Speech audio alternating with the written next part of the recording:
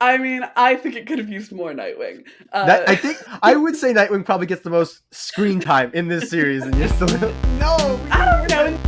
Happy New Comic Book Day, geeks, and welcome to the Script Heroes podcast. where we bring you comic news, book reviews, and industry blues. My name is Jasionowski, and I'm the writer of Janitor Hero, Cunning Carly, and the Cryptoverse. And I'm Katie Marcum, scripter of the Rusty Robot Country Club and ghostwriter extraordinaire. Today we're talking about our polls for the week: Batman Offworld number 1, Titans number 5, Plot Holes number 4, and Giant Robot Hellboy number 2. Our back issue deep dive for this episode will be DC's massive Dark Crisis on Infinite Earths events. If you like what you hear here today, subscribe to Script Heroes wherever you get your podcasts. You can follow the pod on Twitter, Instagram, TikTok, and YouTube, all at Script Heroes Pod, to join the conversation. Or you can find my personal socials at JJAZ1111. And I'm on all socials at Katie Marcum Pro. And now, time for the news. Okay, so we're going to start off the news this week with a story about a creator that we both quite enjoy and what is next for him in comics. So Greg Capullo's next series has been revealed. Greg posted a teaser on Instagram that reveals his next move. So on Instagram, he posted, I'm officially back at Marvel. Just signed my contract today.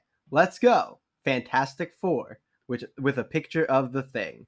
He then, the next day he posted Human Torch and Invisible Woman. So some cool images there. But Greg Capullo is back at Marvel. We're not the biggest Marvel guys, I know that. But we're both big Greg Capullo fans, I believe. And I've been meaning to give Fantastic Four a shot recently anyway.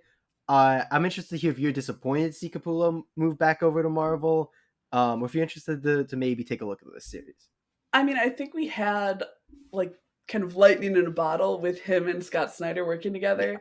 Yeah. I mean, I'm such a massive fan of the Court of Owls and the Night of Owls, and basically their entire Batman run.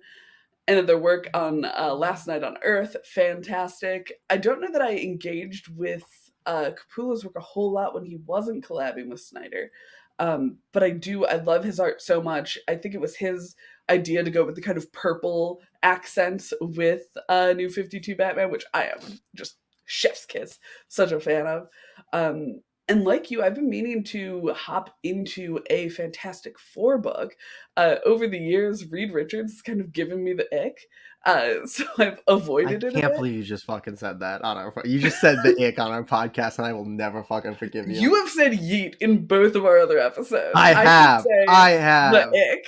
Yeet is much more forgivable than ick, especially to any pro wrestling fans out there that like Jey Uso. But we're gonna throw a slight reference in there. I've been really meaning to get into Fantastic Four. Honestly, I was thinking about. I can't think of the name of the book, but the Alex Ross Fantastic Four book that's been getting a lot of attention. I was thinking about doing that, but I heard that's not a great like first reader book. It's like for big fans of the Fantastic Four, but they've been a title that I've really wanted to get into. So this might be the first superhero team. It's an important group in history. They came after the Justice League. Was it just Marvel's first superhero team? Yeah, they were Marvel's response to Justice League. Some sort of landmark thing going for them when they came out? I don't know, man. They didn't get their costumes until issue 3. I know that. Issue 2. They definitely had an issue where they didn't have superhero costumes because they tried to like pretend it wasn't a superhero book because DC was like distributing their books or something at that point. So they like snuck it in, made it look like a monster book. Very funny behind the scenes stuff. I mean, I guess with the Thing, that wouldn't be as hard. No, like they were fighting a giant monster, I think, on the cover, and since they were all like in their human clothes, like civilian clothes, it looked very monster booky. But yeah, no, I'm a big fan of Greg Capullo, so I'm interested to see this. Beyond, we both have read Scott Snyder and Greg Capullo's, Batman work, which is obviously great. Greg Capullo's done some great Spawn work. Spawn's I've seen his Spawns. Yeah. Spawn's an interesting like conversation to have in and of itself. Ups and downs of Spawn, but Greg Capullo's art on Spawn is extraordinary. I think for a lot of people, Greg Capullo is the like definitive Spawn artist. I do believe he's done more issues of Spawn than anyone. So definitely an artist who I've loved his work across a couple different things. So I do think this, especially if you're willing to do it, and maybe we go hedge into it on the pod. This would be a series that I'm very interested I'm to check super out. down. I do think it'll be interesting to see because, I mean, obviously the titles we've brought up with Batman and Spawn, I guess I associate them with very different aesthetics than the Fantastic Four. So I'll be thrilled to see what he does with that, with his kind of like edgy style. Yeah, it's interesting because I'm looking at the people who he's done so far, and they're just rough pencil sketches, but the Mhm. Thing looks fantastic. And the Human Torch looks more like angry, edgy than I think I've ever seen it. But I do think that is somewhat his vibe. But again, not a big Fantastic Four guy, but he looks that. Invisible Woman also looks quite aggressive in the image, so maybe that's what it's gonna Well, be you with know, Greg they're Capullo. fighting some crime or They're monster or fighting the other. something, so that's cool, and it's Yeah. I'm here for it. I think it'll be very interesting. Agreed. You want to hit on anything else, or you want to move to our next follow-up story from one of last week's stories? Let's scoot to the follow up. I have no idea what this is. Okay. So this is a very short story, but it's a follow-up to last week's talk about Comixology shutting down. Because we were kind of talking about how that was going to work and what like the functionality of comics in Kindle was going to be like.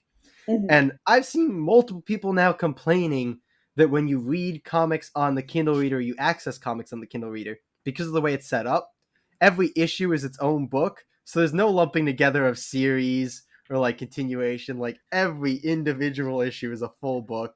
There's no divisions. And yeah, I mean, I that's guess I haven't used the Kindle app that much, but that's kind of oh. how I had it on Comixology.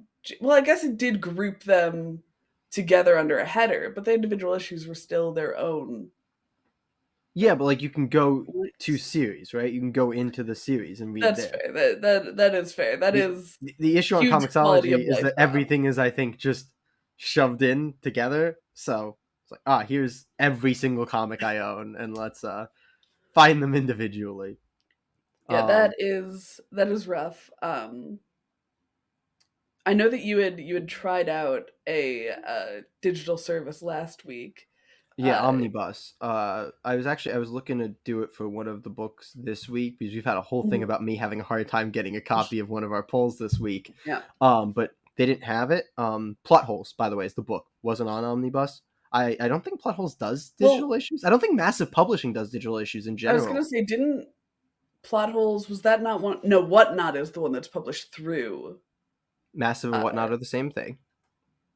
right, and so don't they have Yeah. their own digital No, they have a publishing? site. No, they have a like digital auction site, but it's for physical medium. Mm, Yeah, yeah. But so, um, maybe that's why they're keeping yeah, they don't like have any maybe any they've got digital something like. in the But works. anyway, yeah, Omnibus is interesting. It works mainly good if it's in like a small. You can't like split screen it. Which might sound like why would you split screen a comic book? When you read a comic book for a podcast, you take notes and stuff, maybe in another tab or whatever. So, yeah, you can't flip the pages when it's split screen. Like it does not allow you to turn pages, which is kind of obnoxious. But other A than that, weird Omnibus is hiccup. Omnibus is a pretty solid app. I've read some comics in the Kindle Reader. I've never used like the straight up Comixology app. I've read some in the Kindle Reader, and it's not great because it does just treat it like a full book. Like it thinks it's a book. It does not know that it's a comic book. There's no functionality in there. I know, like versus reading on DCUI, you know, DCUI much easier. You can split. You can hedge in a like panel view if you want to and go Yep. panel by panel. Like there's functionality built for comic books, and Yeah, the and I Kindle Reader think doesn't have Comixology had a lot of that as well because I it. read Clear on there. I read a number of Aftershock titles on there as well, and like it also has the Zoom panel view because a lot of comics really aren't meant to be read on a tiny phone screen. It's like, Yeah. we have a big panel and then tiny panels. I try Uh, never to read on my phone when I read digitally. Try to do it on the laptop. Phone is obnoxious. but reading in bed, what a vibe. I fall asleep then. Bed too Me comfy. too, but then I just finish it in the morning. So I think that's gonna wrap up the news for this week, unless you have something else that No, no, you want to we'll say. continue to keep tabs on this Comixology situation, and maybe we'll try out a couple of digital uh, digital options to take a look, see what else is out there, see if we can recommend anything. I think that's a good idea. Let's move on to the weekly polls. For this week's pull list, we have 4 items on the menu. Thank you, Jay, for the visual. We have Batman Offworld, number 1, Titans, number 5, Giant Robot Hellboy, number 2, and Plot Holes. Physical copy didn't come out. And Plot Holes, number 4? Yeah, it keeps throwing me off because it's the penultimate. I think it's only. I think there only are 5. So it keeps throwing me off. Yeah. Well, Jay, Yeah. I know that you have incredibly strong feelings about the order I have in which we should discuss these books. Yeah. What are you thinking? Yeah. I want to start with Hellboy because because we couldn't get physical copies because they were delayed. Hellboy is at the bottom of my so I want to list start with to talk Hellboy. about. No, it's right at the top. I want to start with Hellboy, go into Plot Holes, then do Titans, and finish All with right, Batman I think Offworld. we have a symmetry.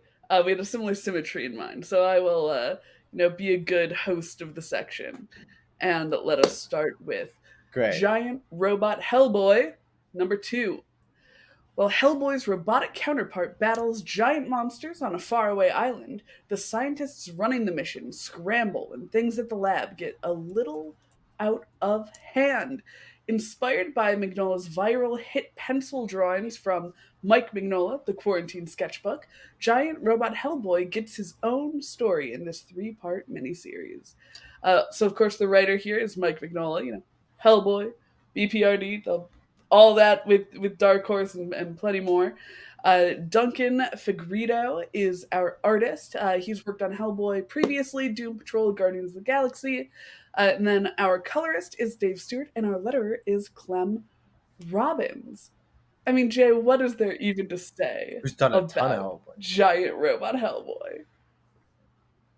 I feel like it's such an easy book to discuss because it's, and there's no shade intended in what I'm about to say, is what I'm going to say, because there's some deep Hellboy. There are some deep Hellboy stories.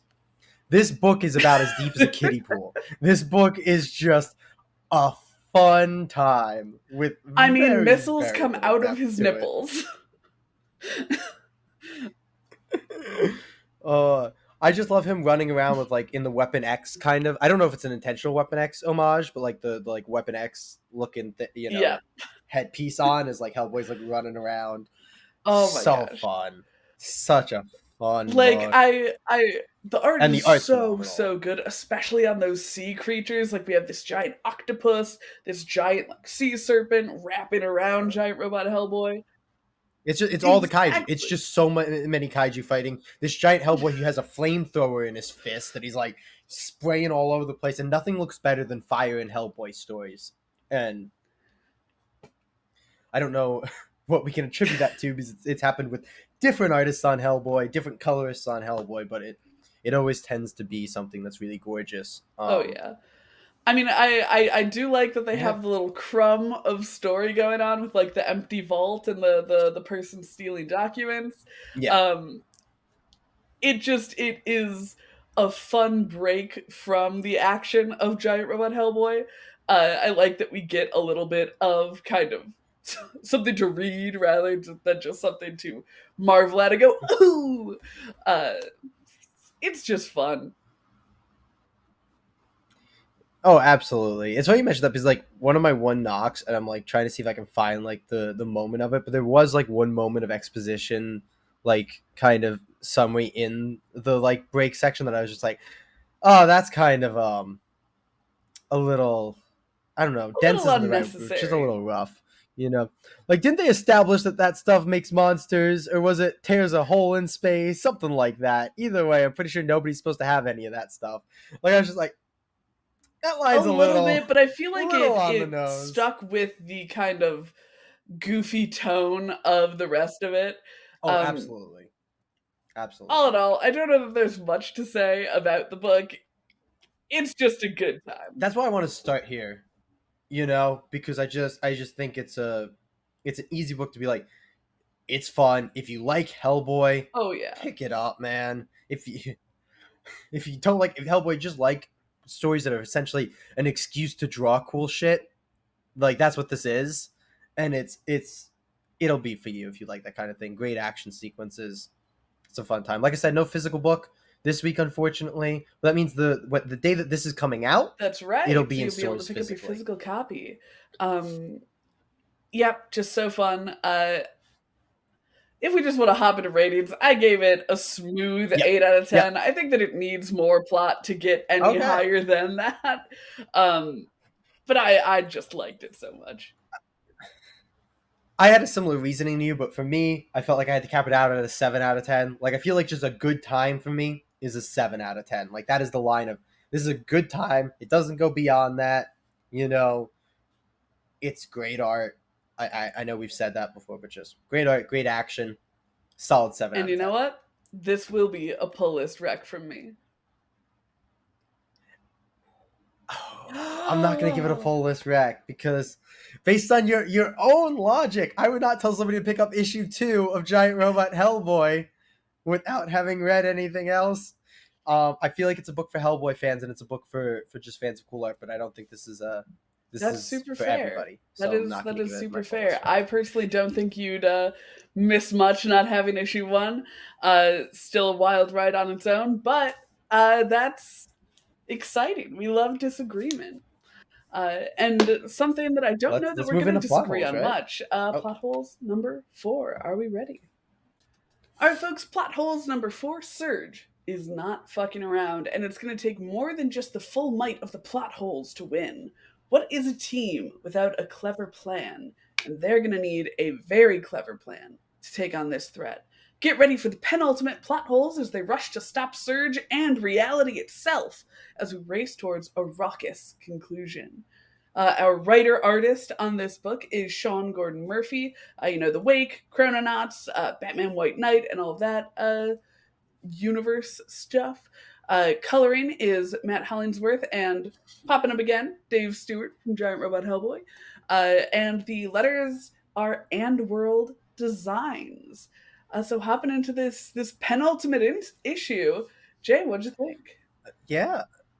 I quite enjoyed this as a penultimate episode. There were a few things that I'm gonna want to get into that kind of detracted from it a little bit, but I think it does a lot to set up kind of the crux of The grand the finale.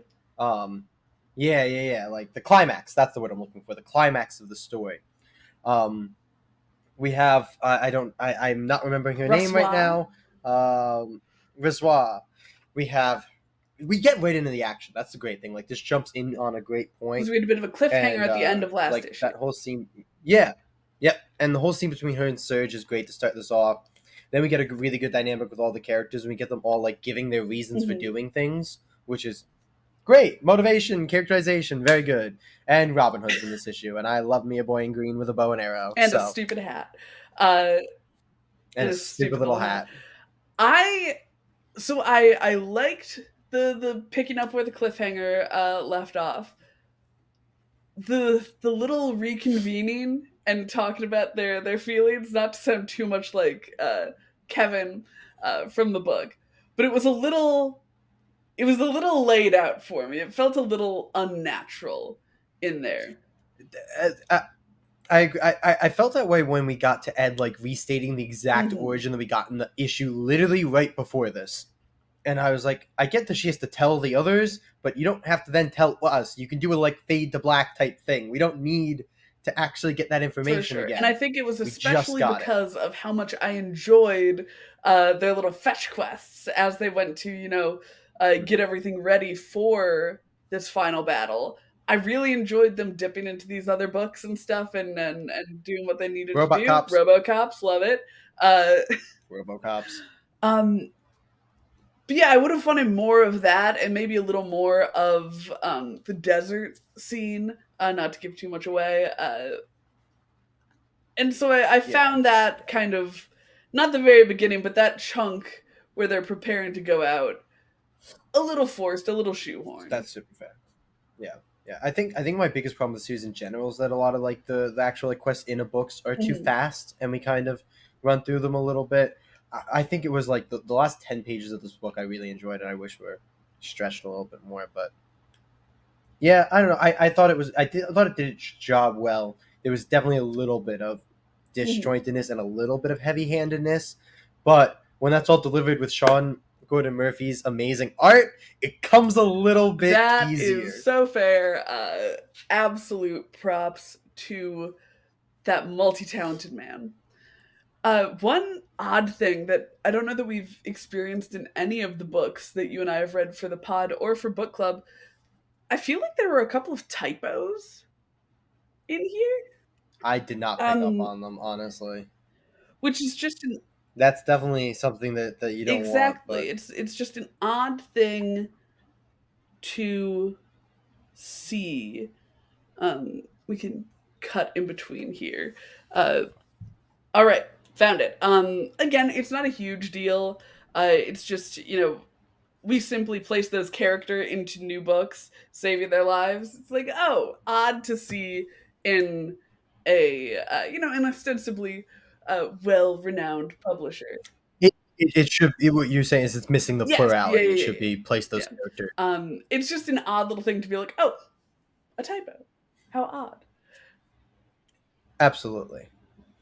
Well, it won't affect my rating do you at want to all, do and ratings out of I that? am Yeah. down to jump Okay. into ratings if you are. Yeah. Um, Okay. yeah, it's so fun. These whole series has been just my favorite pull that we've been doing. Maybe rivaled by Hunger of the Dusk, but really up there.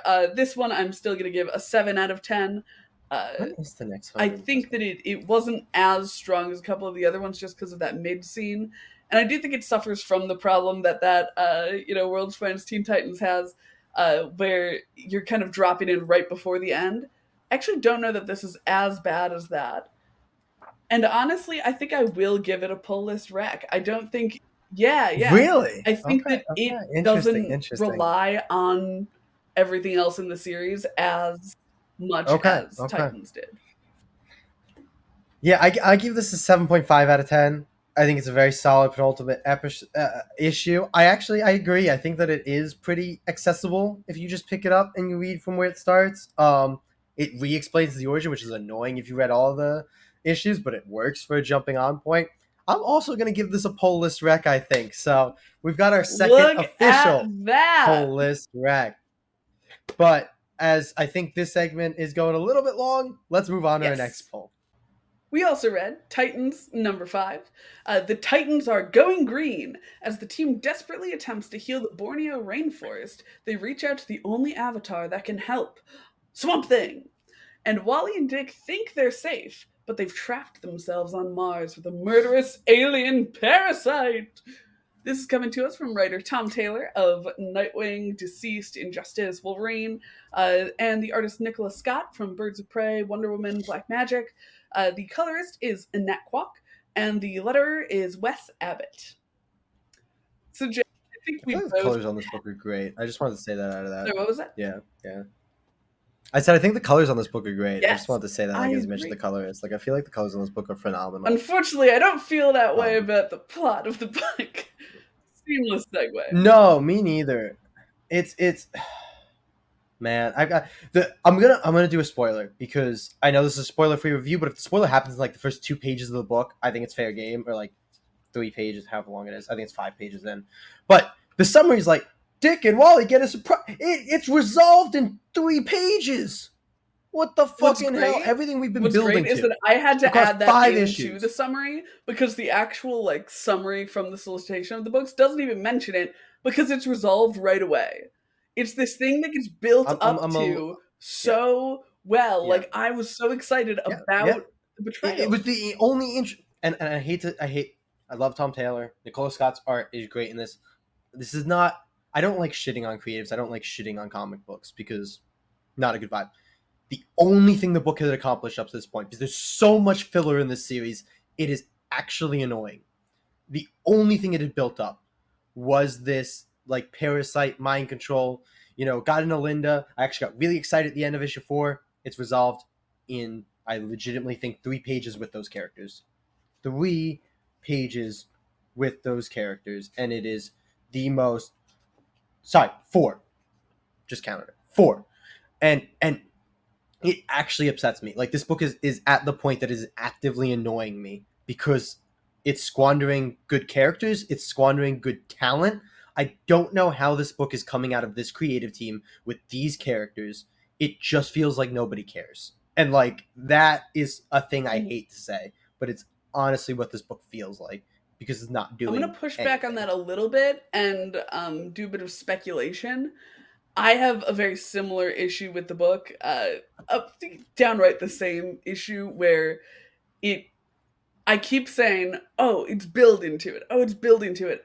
I have come to accept that I don't think it's building to its own book. I think that this is all just precursor to Beast World, which is not cool. Like But spending an issue yeah, building to Beast World or like tying in or whatever. Great. even an art like it's a Titans event, you can build it, but they're not using the pages to actually build to it. They're building to it in the bridges of like the first couple pages and the last couple pages. But and then there's a single issue arc in every single issue, which is a great idea. Great for books. Mainstream too haven't done it in a long time. But the individual plots have been Yeah. nothing burgers every single week. It's just here's this little problem. We're gonna kind of just fix it. And it's Yeah, such a bummer because it feels like it's thanks. supposed to be this Beast Boy story of him, going to help in the rainforest, then, deciding that he wants to very seriously take on the task of rebuilding it and all that. But it doesn't feel like an interesting story that's happening. Like we're literally just watching plants grow. And it doesn't Yep. feel like there's a compelling villain in that. They have the people who are coming in to try to take the land now that it's not Yeah. rainforest, but they're just faceless, you know, Yeah. nobodies who the Titans, they don't even have a fight with them. They have like a 2-page interaction with them in which they've defeated Yep. them.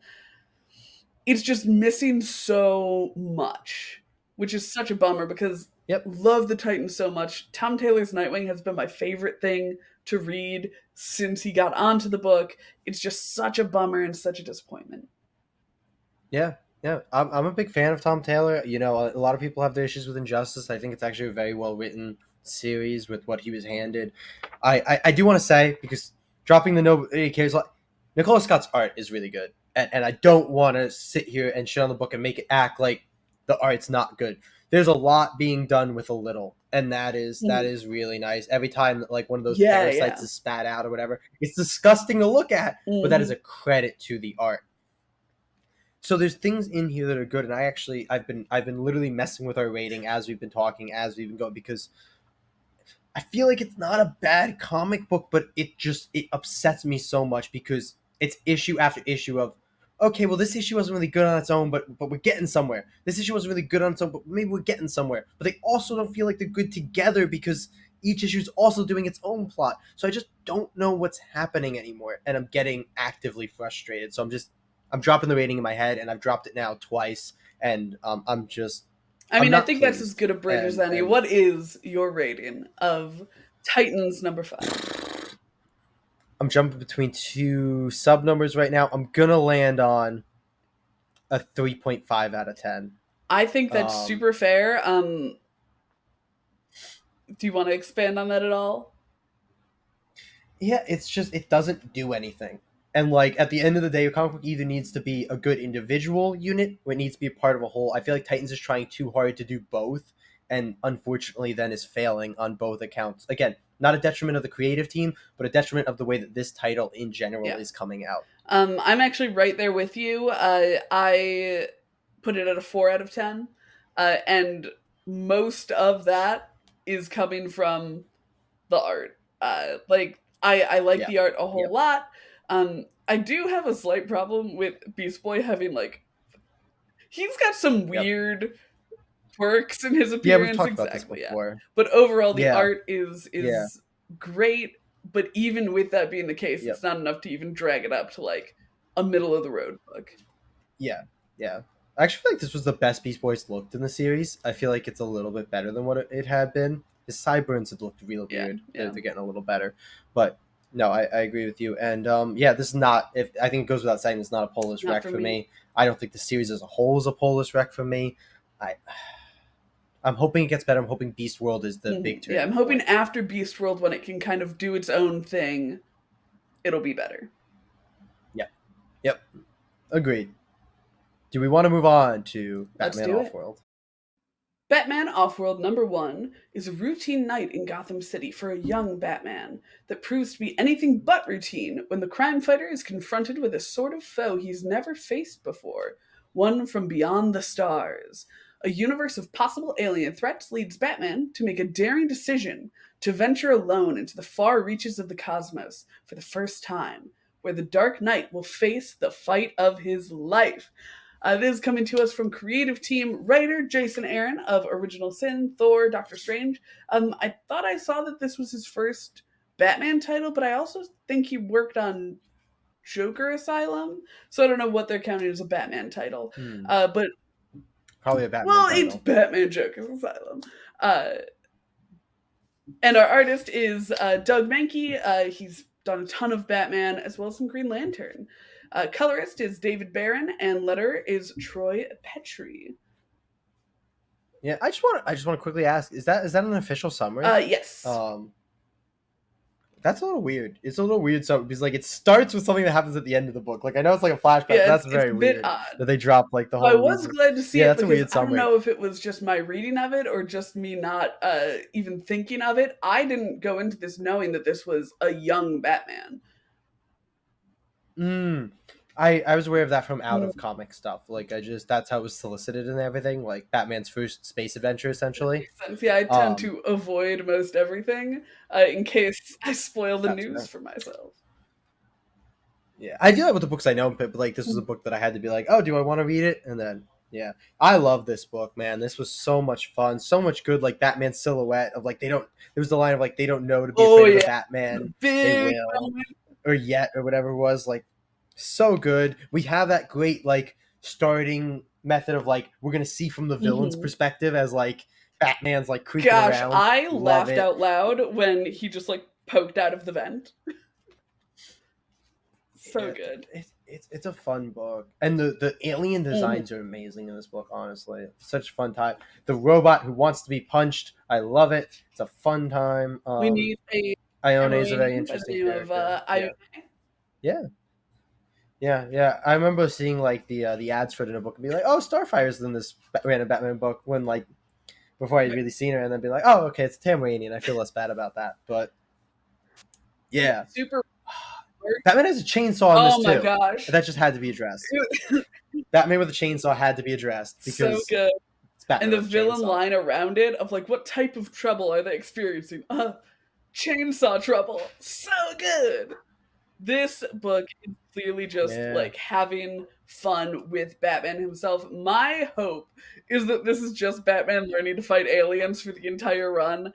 I would have so much fun if it was Yeah. just cool Batman learning his craft, learning how to take on different alien species. So rad. I think you got the idea that like the whole concept of this is Batman choosing to go to space to like be captured because he just wants to get on Mhm. that level. Like he is just testing himself and pushing himself. Like it's such a fun hook in that way. I also love Um when one of the characters is yeah, and taunting he's of like, yeah. "Oh, do you have like someone you love back home?" And it just cuts to Gotham City itself because he is doing this because he wants to better protect Gotham from these new alien forces. That that is the perfect note for me to drop something on you that seeing as you don't look at solicitations, you're probably not aware of. I think it was an issue 4 cover, an issue 3 cover that shows Batman and Ione like kissing. Oh, So I think that she is going to be a love interest. I think that is where we are going well, with this. Bruce, get So it? That's pretty good. a little future sight there. So I was interested to see how you would react to another Bruce Wayne Batman love interest and the whole Batman got the Tamaranian before Dick did. Like that's where we're going with Well, this. number one, a past love interest. Like this book is set in the past. It's fine. I am so down for any like past love interest where it's not going to mess with things that are going on presently and not going to like Yeah. add that layer of drama and story to the books that we have. Yeah. Uh, I'm thrilled about it. I think that's super fun. I really love it when Bruce doesn't have a love interest. I think that it makes a lot of sense for him to be like full mission focus. But I'm here for it. Yep. I'm down for him to kiss a Tamaranian. Okay. I don't have much else to hit on. I didn't have many really negatives in this. There was one bit of clunky That's what dialogue I though, where it noted was as like well. he himself was saying like, "I tore through the other families like a hurricane." I was like, Batman's like trying to sound Right? That's cool, the which is really exact weird. one that I pointed But out as well. Because I'm like, did he yeah, really say but this? that was the only yeah, that was the only. It's funny because Jason Aaron I think is like well known for doing Thor, and I feel like that's something that's much more common for like Thor to try and sound cool or like to say like clunky things like that. So yeah, that was my only thing. But I don't No, know. How do otherwise you I feel? liked it so much. Jumping into my rating, I actually gave it an 8.5 out of 10.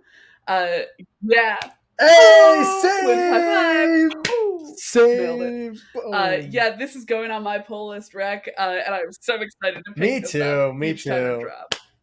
Yeah. 8.5 poll list rack. This will be, I believe, an official Woo! poll Number list rack in that 3. sense. So yeah, I would pick up Batman Offworld. If you're a DC fan, grab Batman Offworld. Like Absolutely. it's a good book. Do you want to jump into our back issue review? I think we do. Okay, so for our back issue review this week, we read Dark Crisis on Infinite Earths, DC's latest event that I think we were both a little bit behind on actually reading. Which is a little silly because it is incredibly important to the current Nightwing run. And And I'm just Titans, and like, we're both oh, reading Titan. I Like, I don't think care there were about so that. many things that we're both like reading, and we were just like, yeah, we'll get there eventually. I think Yeah. because of DC's history with events over the last like however many years. But we'll get into this one because I think this one's gonna be very fun to talk about. Okay, so we're gonna start off with a summary. Superman, Batman, Wonder Woman, and the rest of the Justice League are dead, killed by Pariah and a team of their greatest foes controlled by the Great Darkness. Pariah is obsessed with destroying Earth Zero using this darkness in order to restore the multiverse and reunite with his family. The remaining heroes, led by John Kent and Nightwing, are left to protect the world from an onslaught of violent attacks by DC's greatest villains. Leading the charge is a superpowered Slade Wilson, but this time there's something dark fueling his rage. Deathstroke makes his way to Titan's Tower, him and his team tearing through the Titans and nearly killing Beast Boy. They leave after embarrassing the young heroes, leaving the message that any and all heroes will be killed. Black Adam and John Kent attempt to build a new Justice League while Hal Jordan uses the Core to try and find the missing League members, and Wally looks into the cause of their disappearance. Eventually, a berry found by Wally and Hal take to find the missing League members, pulling them out of dreamlike realities they have been imprisoned in. Slade continues to spread his darkness to other villains, starting with the Legion of Doom, who Black Adam had tried to recruit after deeming the children he was working with incapable of doing what it takes by killing. The Titans and now returned Justice League, led by Nightwing, take on Pariah and the darkness-imbued villains in a massive scale battle with the fate of the multiverse at stake. Even after Pariah is defeated by the heroes, Deathstroke keeps up the fight until his daughter Rose finally convinces him to stand down, and the multiverse is saved. So, this series, it was written by Joshua Williamson, who is writing the current Green Arrow run, which we're both reading, I know that. He's worked on Flash, obviously Justice League, and a lot more, particularly DC work, but a lot more work in general. The artist is Daniel Sampier. He's done some issues of Injustice 2. He did work on Action Comics, notably the Warworld saga, which I'm a huge fan of. And he's illustrating the current Wonder Woman run. Beyond that, the creative team includes Tom Napolitano as a letterer, Alejandro Sanchez as a colorist, Rafa Sandoval and Jackson Herbert, Jim Chung, and Matt Herms as additional art and colors.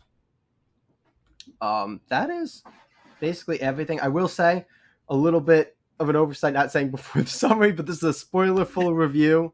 Do you want to give your initial thoughts first, Katie, and then I'll give my initial I thoughts? would love to give my initial thoughts. I enjoyed this quite a bit. I Me too. Me too. am uh, generally not a big like huge coalescence of character person. Like I like an event, but I like a You're more not a big limited saving the cast of world events. person either. I think you've talked about, Exactly. yeah. Yeah, we've discussed this a few times where the stakes for me can be as low as getting a cat out of a tree, and as long as it's like a good story with good character, I'm here for it. I do think that the plot carried this super well, though. Um, I was a fan of the corrupted darkness coming for the Mm, multiverse. very cool. I do think that I definitely benefited from having a sort of tangential knowledge of what had happened, because I think, again, Yeah. you and I had a discussion about this months ago where we're like, what happened in Dark Yeah, Crisis? I've heard a lot, so I think like there's a lot of tangential information there from like other people who've read and just things that come out, things in other series, that kind of stuff. Exactly. Yeah. I don't know that I would have followed it as well without that kind of mental roadmap Yeah, already going on, because there is a lot of moving parts. Um, a lot of yeah, notes too of like I read this other thing that's like one of the 18 million tie-in books to this event. yes, and we just read The main one series, through yeah, seven of the event. yeah. Having read Death of the Justice League and Road 2 as well, but the Yeah, yeah, this was 1 through 7. yeah. So I think that it was a bit bloated. I think that the characterization of Black Adam, Deathstroke, Nightwing, and John Kent got the most attention, with honestly the most of it being on Black Adam. Like, he had the I most kind might of push back on that. growth. Oh, maybe I the think he had most the most growth, growth. Yeah, but I yeah. wouldn't So say he got the the most most. characterization. John and Nightwing, I think, were the focal points of the book. I mean, I think it could have used more Nightwing. That Uh, I think I would say Nightwing probably gets the most screen time in this series, and you're still no, we I need more don't know. In the Nightwing. first like 3 issues, He's literally the oh, entire centerpiece of the second issue. It's him and Deathstroke fighting in the Titans Tower raid. I'm sorry. The not issue 2. The like issues 3 and 4 and 1. I think are a little Nightwing light. Uh, after Beast Boy gets shot. Hmm. I did really like it though. I mostly jest about thinking it needs more Nightwing, because I think everything needs more Nightwing was Nightwing. the focus of this series. It needs more. The whole point of this book was that Nightwing is the future of the DC universe. He needs to lead everything, and you're sitting here. It needs more Nightwing. And look, all I'm saying is that with that being the kind of conclusion of the book, it needed more Nightwing. You're insane. For a um, team book, this has so much Nightwing. it This really is does. more It really Nightwing than does. the main Titans series right now has Nightwing. Yeah, needs more. This is more Um, Nightwing than Titans Academy, which spun into this had Nightwing. This has so much Nightwing. look, it has so much Nightwing, but just It just sprinkle needs a more little Nightwing. more. It needs more Nightwing. I love Dick in this series so much. I We, do we've talked too. about I my think he's like super well done. hesitations or things that I've felt with Dick in general, and Mhm. this is what I like out of Dick Grayson. Like this is a Dick Grayson moment series. Whatever. Like Dick's great in this. Is that like all your overarching thoughts? Do you want me to kind of go through Um, mine here, or anything else like yeah, big I scale think you want to it jump in? was it had a lot going on that I think it really benefited from having prior knowledge of. I do think that it was a bit big cast wise. It had multiple teams going on. What, like probably 4 or 5 groups It's a at Crisis on any Infinite given Earths time. book, so Exactly, it exactly, and that's like was gonna never be going to that be way. my favorite thing. Um, I enjoyed it which is quite a also bit. why I'm not normally a big fan of like big events. Mm-hmm. Um, but Well, yeah, I think yeah. it was well done. I cared about pretty much everyone. I think there was a lot of really rad moments as well. Like, it wasn't just that it was a There were good amazing story. moments. Yes, The yeah, moments there were a actually lot of started like like yeah, cheer out loud like spots. the moments came heavy and hard. Like just not to go too in depth on 70, but 75 and like Road to just were like all moments, and I was like none of this is earned. But then 1 through 7, it felt like oh now the moments are just as cool, but they're starting to be earned.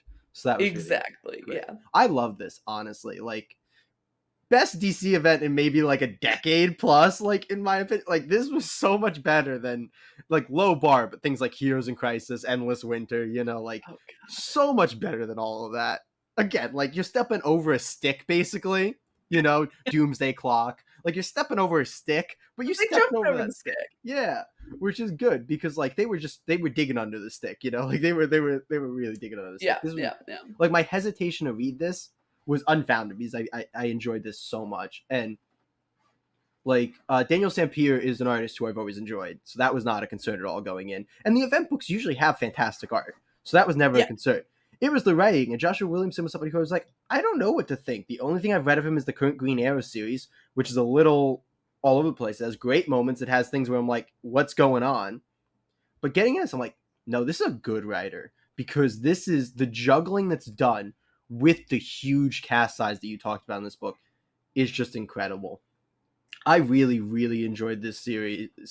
Um, I like saving the world plots. I like big stakes. I liked Oh, seeing, come on. You you like know, saving the multiverse I plot. do. I like huge scale stuff. I liked seeing fucking Doomsday, Darkseid, Necron, like all fucking together and like crazy. Doomsday definitely deserved a little more attention, not gonna lie. But there was a cool moment with John and Superman at the end where they We're were, going to hit on that moment because oh, I'm going to cry when we talk oh about my it. god, so good. Like I said, Dick is amazing in the series, like just top tier stuff. John Kent is always a great character, but just amazing here. Right? I think it was super, super well done. And I think that he, Dick, and Yarrow were just written amazingly. They were so, like, Yar was interesting appealing. because I didn't love Yar's initial introduction. Like, I hate the whole, like, we're not going to fight, we're not going to have any actual conflict at the start, but one character's just going to act like a dick and then, like, come around a couple scenes later. Like, Yar's like, no, fuck you. Like, why would I help? And then Yar shows up. She's like, I'm going to help. That's just I such don't a know that I tired agree that trope at she this was a point. dick. I think that she had a pretty justified reason of like, oh, my home is under attack. Oh I no, gotta take like her care of reason something. not to come wasn't dick, but she was just acting like a dick toward John. She was like, what the fuck are you doing? Like, fuck you. I don't think I read it as a particularly mean interaction, but I can see where you would get that.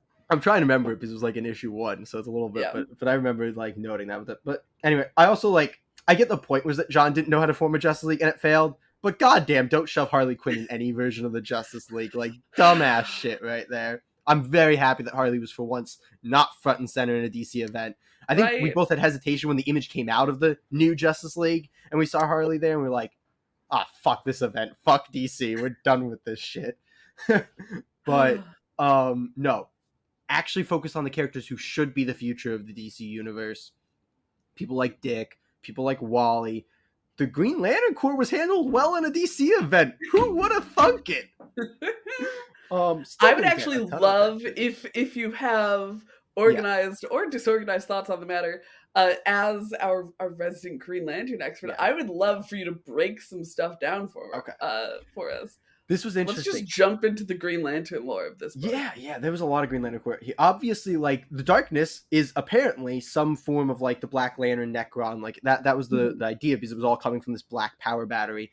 Not something that's been fully explored. Like, I don't think we've heard of a great, well, we heard of kind of a Great Darkness in the lead up to like Darkest Night, but that's like, I think, completely separate, or at least somewhat separate. This was like a new concept of like this like multiversal dark, but it was playing on Green Lantern lore that had been kind of set up. Obviously, Necron was there. I thought Necron deserved a little bit more attention for like this Great Darkness version of Necron. I felt like it would have made sense for him to be like outside of Pariah, the main force of Necron. By the way, I want to shout out. When I found out that Pariah was the main villain of Dark Crisis before we did that, I went, "That's." I think we had a conversation about this. I went, "That's stupid."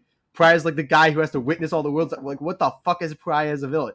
Then I read this book and I'm like, holy shit, they made Pariah a compelling and Right? cool villain. And I'm like, okay, we're doing it. And that's great. But yeah, Green Lantern Corps, John got a little bit of focus in the front half of the event until he like got shunted off. John's whole thing spinning out of the Invictus Horatius series, I can't remember all of the like names of that series, but names on that series rather. But that was kind of a lot of the Green Lantern Corps like rings and power had been destroyed, so they were like lacking power. So John went to the Source, DC's super cosmic powerful, the Source, and they like imbued the power directly into him, and he got the Godstorm, which I think he references in this, that he's like using the He power of the does. Godstorm. That was one of my main motivations for asking about this. Yeah. Was like Yeah. summoning all of the heroes. Yeah, I mean, it was cool that Hal Rad. did that too. But like, I Right? love a Green Lantern's like creator of the hero. But John doing it was like, yeah. So the power of the Godstorm's like basically he like is a Green Lantern power battery now. Like the power's in him. He doesn't need a ring anymore. He goes by the Emerald Knight coming out of this.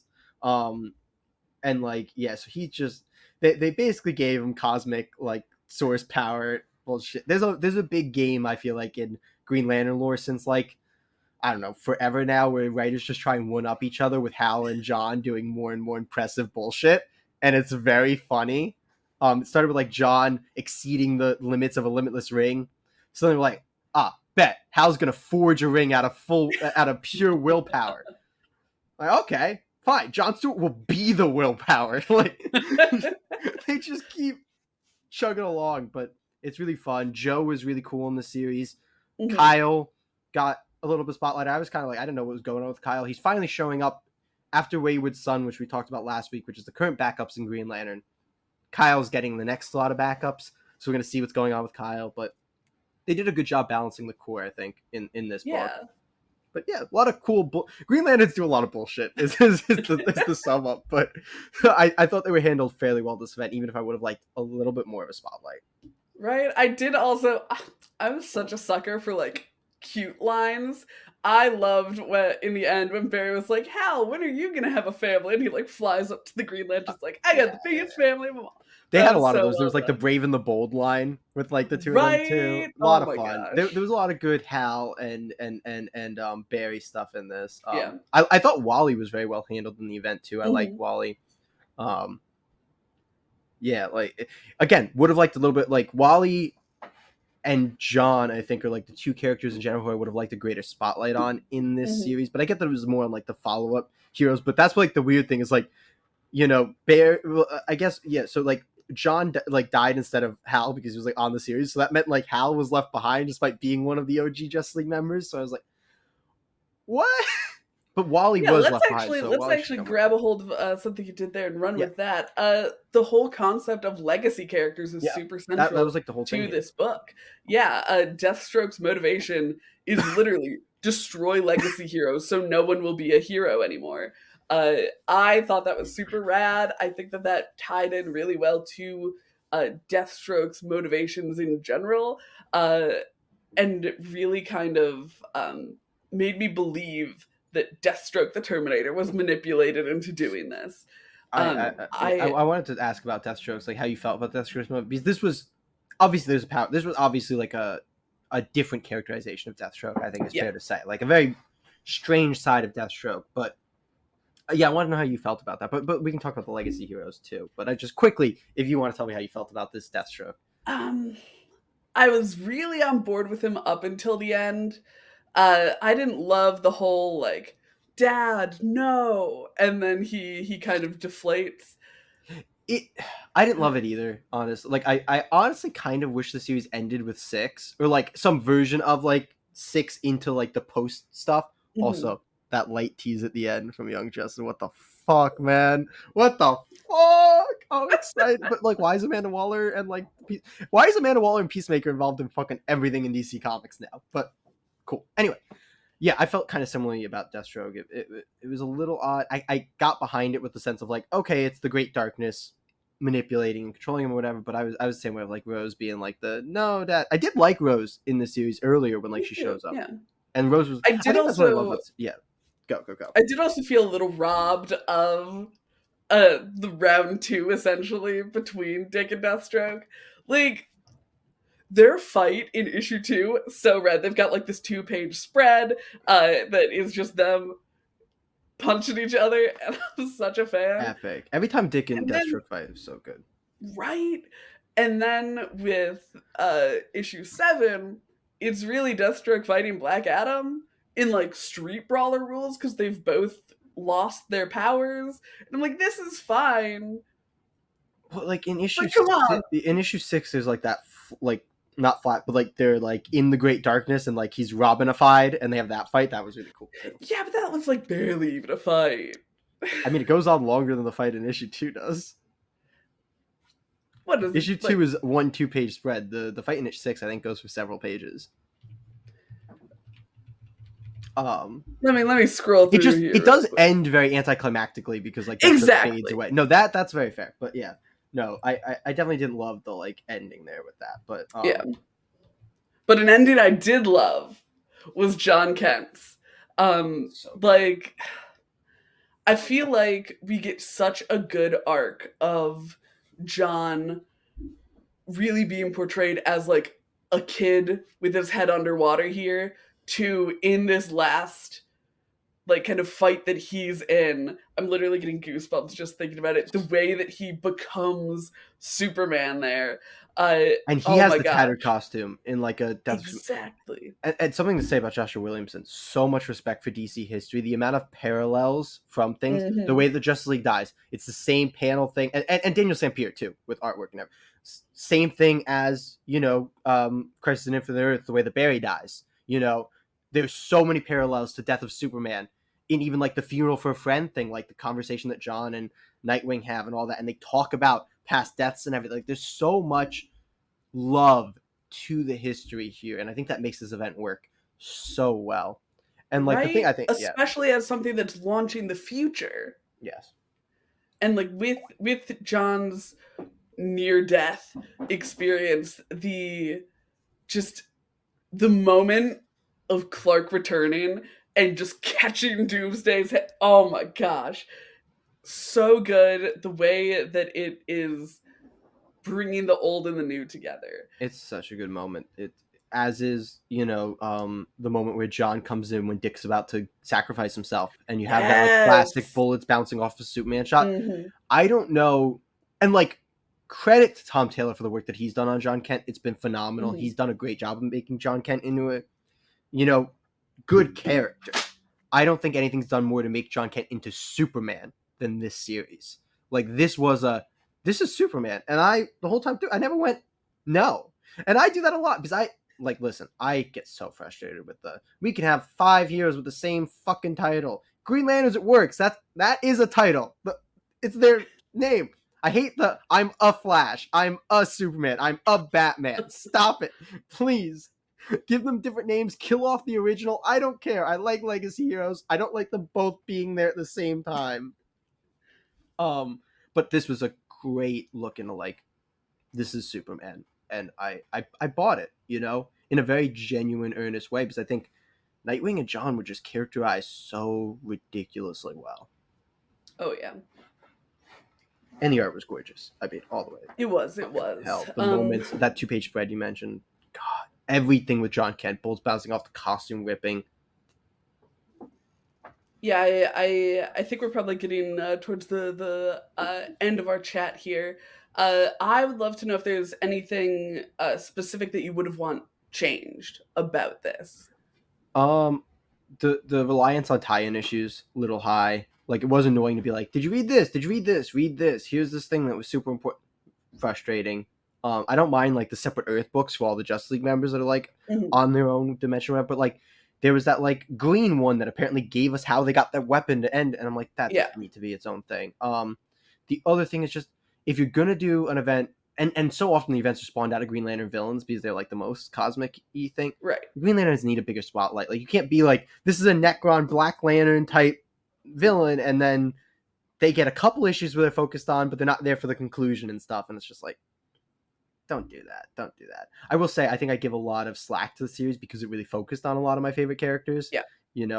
Wally and Dick, and I like John a lot. And then, the Green Lanterns did have their moment, and then fucking Ravager came, and I was like, oh yeah, Ravager. So there was a lot to really have me just hyped up. But yeah, I think focus, less bloat, and giving focus to the right characters was, again, Wally deserved a little bit more focus too. But For sure.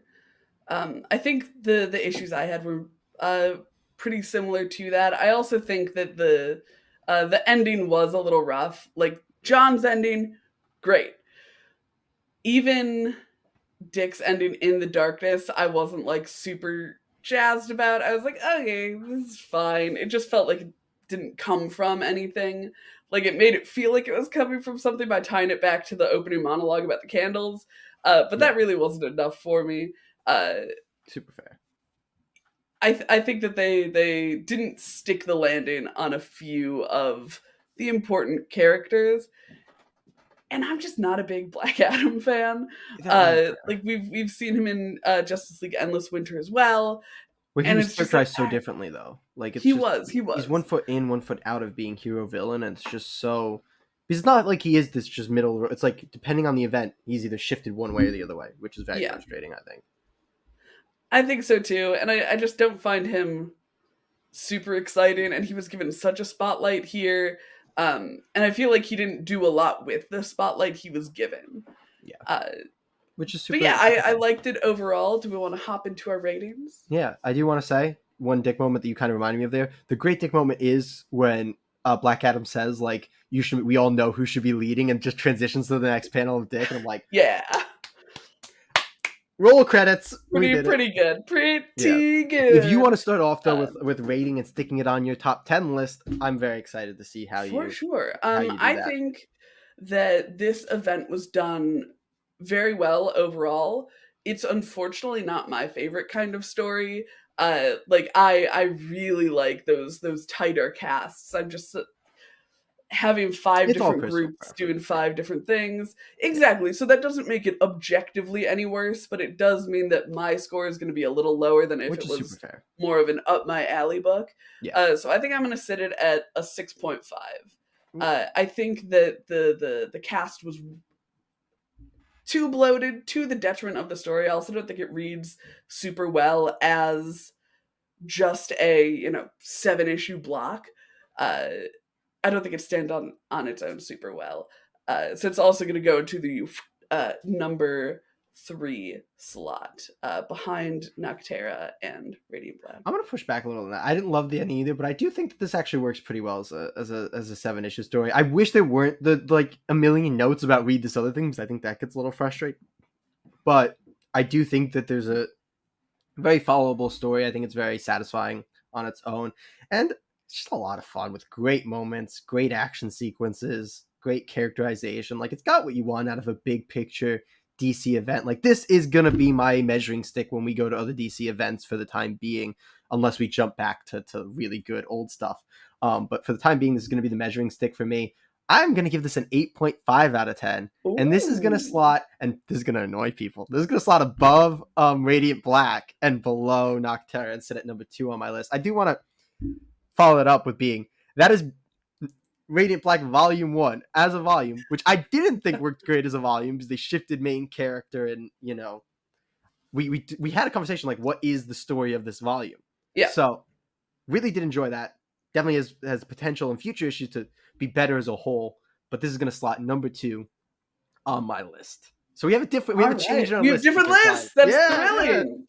I'm gonna actually start writing this somewhere. Probably. Yeah. In conclusion, needed more Dick. No, that's so much. In conclusion, needed more Green Lanterns. Stop it, Katie. And here we are in the creator corner where we take a seat, talk about what it's like being a writer, what it's like building out stories, our process, our projects, all that good stuff. Jay, how you doing? Yes, I'm doing pretty good. It's been a fun episode so far, I think. So yeah, I'm excited to hear the creator corner. It's like the one part of the pod I have no idea what's gonna happen. So Well, I'm springing it on you this week. yep. Something that we have kind of divergent experiences in. We are going to talk about writing different forms, essentially. I come from a Okay. prose background. You obviously have done a lot with webtoon. I think that there's a lot of differentiation between those two and writing like a regular comic. A lot of weird stuff to keep in mind. So I would love to actually start with you and look into kind of the difference in your writing when you're writing an issue for a comic series or a TPB or anything, and a webtoon. Yeah, it's an interesting conversation because like ultimately because I really like I had done before high school, like, writing prose and stuff just for Mhm. class and that kind of stuff. But I was never a big prose writer. Was you're such a like big prose? Like we've talked about writing prose, where I'm like writing 3,000 words of prose takes me 10 times as long as writing 3,000 words of a comic book because I learned to write really through writing comic books. But webtoons an interesting change in pace too. Mainly just because like an individual panel like requires more attention essentially. Like one panel of a webtoon versus one panel of a comic, the one panel of the webtoon is probably going to have a heavier like word count essentially if you want to boil Mhm. it down to that. But you kind of also have to think about the visuals of the scrolling format versus the visuals of a page, because with a page you can have like, oh, this thing continues throughout this, or like, oh, it's like this big splash, or like this. That's the other thing, you can't really vary panel size. You can vary panel length, but that's Mhm. rarely something you want to dictate as the writer. Like that's really the biggest thing I've done is like, oh, here's gonna be like this big, team shot or whatever, and that's gonna equal like a you gotta turn your phone, and it's gonna be like Mhm. kind of that way. That's the most I've really dictated in that front. It's definitely a different experience, and I think it comes from, it's much more like writing a comic strip essentially than Mhm. writing a, which I've also had a ton of experience with Right. Cunning Yeah. Carly, which I've been doing for 4 years now and 50 odd episodes or whatever. But it's yeah, it's really about giving panels individual attention. You dictate a lot less in terms of like, you're not visualizing it as much in terms of like, I think it'll flow this way or be that. Like it's very much like, here's this moment, here's this moment. I think you have to be a little more clear on like um background shifts essentially, like Mhm. when you're moving locate, because it can blend a lot more instead of having like clean page breaks that make it easier to be like, okay, let's establish where we are again. Like it's all one thing, which can also make it harder to pace in that sense. But yeah, Yeah. it's a different structure. Yeah, I'm also interested because you've mentioned before that you wrote what 11 or so scripts for Janitor Hero, Yeah, 11 I think, something in and that front, and I had paced 5 out were 20. Yeah, published. five were published. I had a play originally. We were supposed to do like essentially infinite Right. script, Yeah. and then it became, okay, we're gonna finish at 30. So I kind of paced out to 30, but roughly. Then it became 20, and I had a very clear plan for what we were doing across the Mhm. 20. And I had written through 11 of the 20, and I also wrote a 5.5, which was actually set to premiere like right when it got canceled, which was gonna bridge the gap between two issues, because Mhm. we kind of wanted a little bit of the fallout of issue 5, because issue 5 is a big thing. But yeah, so I'd written 12 scripts, 11 numbered scripts, Yeah. and yeah, so that's more than double what actually came out. So there was a lot of unused material. And so looking at one of those scripts, how would you compare that to like a one issue script for just a standard book? Is it a lot shorter? Because you're obviously not breaking it down by page. It's longer per panel. It's probably shorter than like a 24-page issue, because we were doing, though I went, this was my F up top. I went over panel count so often because it was a rough panel count, and I would be going Mhm. 20 some odd over and being like, well, I'm doing work for free, why would they care? Little do I realize that now they have to pay the artists more money to do more illustration, to the point where they went like, we love it, but you got to start scaling back, man. Like you are really starting to push it. But yeah, word count per panel is definitely higher, because you, more happens in each panel, because you don't look Mhm. at it page, you're looking at it panel by panel instead of page by page, if that's a clear way to put it, I think. Yeah. Yeah, obviously word count's not in a prose situation, which is, like you mentioned, your background comes from, I think I've mentioned this before in response to you, but it comes from Amish romance novels, was your like It first. sure does. Yeah, I graduated with an English degree with a focus on creative writing yeah. right into the pandemic. So it was like, oh, move back home, try to find work online. So I started doing a lot of freelance work, which my first client was, in fact, a publisher of Amish romance novels. So I wrote for her for a while. Um, it's interesting to touch on what you were saying about word count, where that's how I would gauge my rates for ghostwriting. Because like I'm not gonna do it based on how many pages your novel is, because a page is gonna look so much different depending on what you're publishing, yada yada yada. Um, so changing from word count to uh, page writing has been, I won't say a smooth transition. You've seen some of my scripts. I write so much on You've my jumped pages. all around though, honestly, between like a ton and a little. Like your scripts have changed a lot over time. I They want to have. ask about like the changing word count, because when I started, it was probably like 2,500 word scripts, which is Mhm. way too short, honestly, for the most part usually. But kind of chugged up to where it was sitting in the 3,000s for a while. Nowadays, it probably varies anywhere from 3,500 to 5,000, just depending on what, Right. like it really now is, I'm just writing whatever it is instead of shooting for it. Because I feel like you Mhm. fall into a rut when you start writing of like, higher word count is better. A better comic is more word. But when you really like, especially like you want an editor to pick a script or something, like for any, I thought, you don't want to feel like it's the least words to accomplish the most is I Mhm. think the like prototypical comic book Yeah. thing. Comics are all about efficiency, which novels are not. That was kind of Yeah. the biggest shock for me. The biggest project that I did as a ghostwriter was like a full 60,000 words. All right, we are back from the Phantom Zone. Sorry for those Slight technical disconnection difficulties. connection issue there, but we're back. We're all good to Back go. into what we were saying. Comics are all about efficiency, and novels are not. The biggest project that I worked on when I was ghostwriting was a like 60, 70, 80,000 word novel. And you're really, yeah, right? You're really not trying to be efficient there. Not Yeah. to be all Hemingway about it, but when you're being paid by the word, you throw in a lot of riffraff.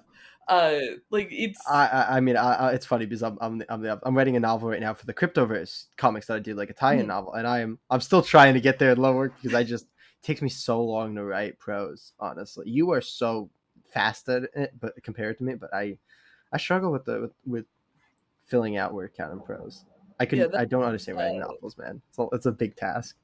that's super fair. It was certainly a chore. It took not as long as it should have, but it took as long as they were paying me for. I knocked it out in I think it was 3 or 4 months, which was a little absurd. It was literally That's just fast, man. it was incredibly I've been on the fast. Cryptoverse novel for probably like a year now. Like that novel writing takes a lot It out of really you, man. does. But at the time, I was basically doing that. I was doing writing full time. I had started writing comic scripts already, so a bit of time was taken away from that. But it was literally roll out of bed, write a love story, and then roll back into bed. Because it was just basically my entire day was just all right. I need to You just write write straight and like write and that? write and write. Like you write straight? Like I'm very segmented. I'm very scatterbrained. I jump from one project to the next. I need like I'll do like 3 hours of work and then I'll watch like a half hour, an hour episode of TV and then do 3 hours of work. Like Oh, see, I that was the can't switch real it. problem. Hmm. Was that I would roll out of bed, right, and then be like, I deserve a little break. Uh, and I think that's actually valid though when it comes to like right. Like I think if you just sit down, sometimes you get in the groove and you can, mhm, but if you're sitting down, you're writing 6, 7 hours straight. Like the sixth and seventh hour of writing are not going to be as you're gonna strong. cut that out anyway. Neither is the first Um, hour though. Like it's really you need that window. Exactly. You But need to be in the kind of flow of it. yeah, But I had quoted 3 months to this person very egotistically, being like, okay, I know that it takes me like in an hour, I can write, I don't remember what the exact number was. I think it might have been 1,200 words um, of, prose that I've gone through and kind of made into publishable 1,200 words. So I was like, all right, if I'm doing this full time, here's this and this and this and this. And they were initially like, we'd love it to be done in a month. And I'm like, I cannot do it in a month. That is which is absurd. fair. Yeah. Yeah. I think I still delivered it like 4 weeks late or You're something. kind of crazy when it comes to like turnaround time. Like you tend to really go down on delivery time quotes to people. Where I've always tried to be like, okay, doesn't matter how long it takes, but like if this is like what my schedule looks like, I'm gonna give myself a month to do this, even though writing a comic script doesn't really take a month. Like you can do a comic Mhm. script in a day if you're really motivated, but giving yourself that buffer for either revisions or for other jobs and stuff, like I've always been big on the give yourself time because That's super, as a super writer, fair. also sometimes you just aren't in the headspace, or like it takes a while to come up with the idea or whatever. So I've The always tried to problem put I time. have is that I won't get into that zone until I have a looming deadline. Mm. Uh, so, Which is like, if I quote someone a week, I probably still won't do it until like 2 days before. So at that yeah. point, why not be like 4 days? Oh man, no, I mean that's super fair, but just you're a crazy lad sometimes. No, and I've also changed that because I work in a bookstore now. Yeah. I run their comic section. Um, Well, I'm sure we'll have a conversation about that. There's some oh, I'm fun sure. stories there. Uh, Um, but yeah, I've definitely with other things going on needed more time than just I'll be unmotivated for half of the duration and then I'll be able to get through it. Um, but yeah, so there's a lot to look at in the world of writing and the different ways that we write webtoons, comic strips, books, and of course comics. And maybe in the What future we'll about do. pulp magazines? Done one of those too. Oh, Ja- I feel like format hopping is very common for writers because it's oh, certainly. screenplays. I don't know if you've done a Mhm. screenplay. I've done a screenplay. Not in Video any sort of games. good way. Done a video game too. Done actually Oh, like I three video did games. an ARG game. It was super Mm. fun. And also, I guess this counts. I did write a D&D campaign for someone when I started out I freelancing. forgot that you did that. That was Yeah, cool. it Yeah, was I it mean, was it was cute. writers, you really adapt. Like you move, man, from genre Mhm. because if writing's writing. Like the format obviously matters, and you get like more skilled in certain formats or mediums. But if you can write, you can write, and if you take the time to really learn, jumping from one thing to another isn't that Exactly. crazy. It's all about those building blocks of storytelling. Yeah, That's what people are looking for when they're hiring a writer. absolutely. Yeah, this was a fun topic, Katie. This was a Yeah. little bit Yeah. different than what we had done previously. So this was fun. I also enjoyed myself quite a bit because I've always been curious about your webtoon writing. Because I wrote a couple of essentially spec scripts for people of their webtoon, and neither of them came to fruition because they didn't want to pay an It's artist. funny. I'm in that. Can I don't know how much I can talk about, but there's things brewing on the webtoon front. So Oh, we'll drop there and we'll move into our outro. But yeah, keep yeah, your yeah. eyes out. We got some webtoon things in the pipeline, I think. All right. Devious. We Yeah. love a tease. Well, that's all the time we have for today. We're back to our paradise dimensions. Here's hoping the Flash can save us too. Tune in next week where we pull Green Arrow #6 from that Joshua Williamson fella who did Dark Crisis, Titans Indeed. Beast World #1, and Scout Comics Tales from the Grave. That's going to be a lot of fun, I think. And our back issue review, brought to us by Katie, is going to see us dive into Chicken Devil Under Pressure by Brian Buccellato and Hayden Sherman. Where will that rank on our top 10 lists? And will one of those pulls earn an official pull list rec? We'll see you next week, Comic Geeks.